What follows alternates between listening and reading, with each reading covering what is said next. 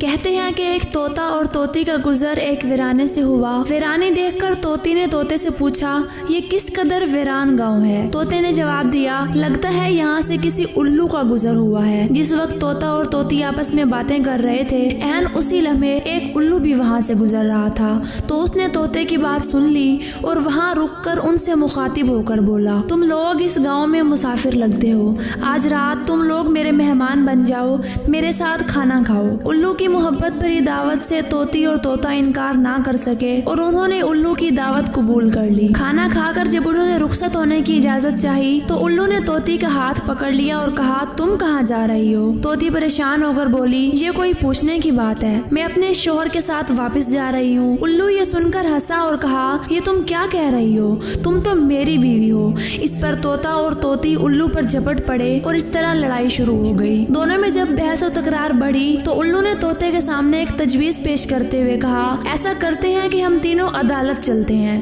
اور اپنا مقدمہ قاضی کے سامنے پیش کرتے ہیں، قاضی جو فیصلہ کرے گا وہ ہمیں قبول ہوگا۔ الو کی تجویز سن کر طوطا اور طوطی مان گئے اور تینوں قاضی کی عدالت میں پیش ہوئے۔ قاضی نے دلائل کی روشنی میں الو کے حق میں فیصلہ دے کر عدالت برخاست کر دی۔ طوطا اس بے انصافی پر روتا ہوا چل دیا تو الو نے اسے آواز دی، بھائی اکیلے کہاں جاتے ہو؟